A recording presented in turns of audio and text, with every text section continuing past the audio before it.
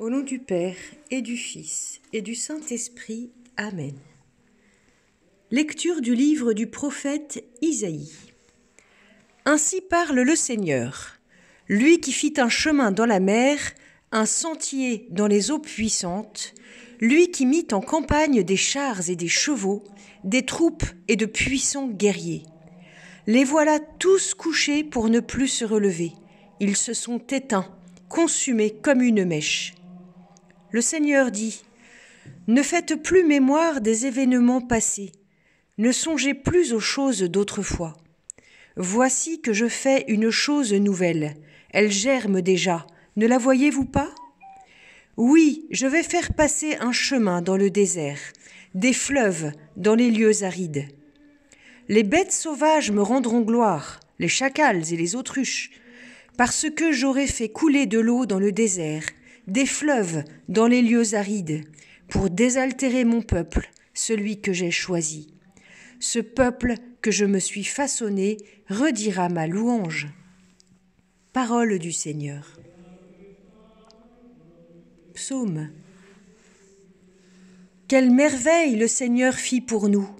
Nous étions en grande fête. Quand le Seigneur ramena les captifs à Sion, nous étions comme en rêve. Alors notre bouche était pleine de rire, nous poussions des cris de joie. Alors on disait parmi les nations : Quelle merveille fait pour eux le Seigneur ! Quelle merveille le Seigneur fit pour nous, nous étions en grande fête. Ramène, Seigneur, nos captifs, comme les torrents au désert. Qui sème dans les larmes, moissonne dans la joie. Il s'en va en pleurant, il jette la semence. Il s'en vient dans la joie, il rapporte les gerbes. Quelle merveille le Seigneur fit pour nous, nous étions en grande fête. Deuxième lecture de la lettre de saint Paul apôtre aux Philippiens.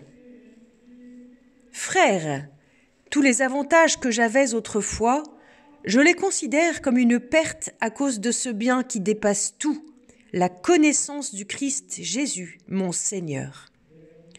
À cause de lui, j'ai tout perdu. Je considère tout comme des ordures afin de gagner un seul avantage, le Christ, et en lui, d'être reconnu juste, non pas de la justice venant de la loi de Moïse, mais de celle qui vient de la foi au Christ, la justice venant de Dieu, qui est fondée sur la foi. Il s'agit pour moi de connaître le Christ, d'éprouver la puissance de sa résurrection et de communier aux souffrances de sa passion, en devenant semblable à lui dans sa mort, avec l'espoir de parvenir à la résurrection d'entre les morts. Certes, je n'ai pas encore obtenu cela, je n'ai pas encore atteint la perfection, mais je poursuis ma course pour tâcher de saisir, puisque j'ai moi-même été saisi par le Christ Jésus.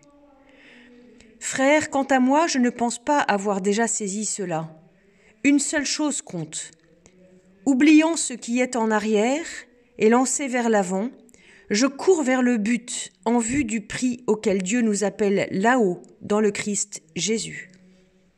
Parole du Seigneur. Gloire à toi, Seigneur, gloire à toi. Maintenant, dit le Seigneur, revenez à moi de tout votre cœur, car je suis tendre et miséricordieux. Gloire à toi, Seigneur, gloire à toi. Évangile de Jésus-Christ selon saint Jean. En ce temps-là, Jésus s'en alla au mont des Oliviers.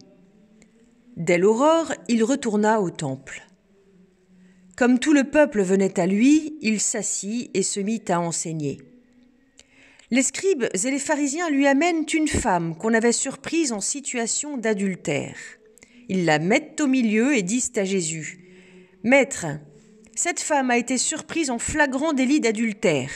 Or, dans la loi, Moïse nous a ordonné de lapider ces femmes-là. Et toi, que dis-tu » Il parlait ainsi pour le mettre à l'épreuve, afin de pouvoir l'accuser. Mais Jésus s'était baissé et du doigt il écrivait sur la terre. Comme on persistait à l'interroger, il se redressa et leur dit : Celui d'entre vous qui est sans péché, qu'il soit le premier à lui jeter une pierre.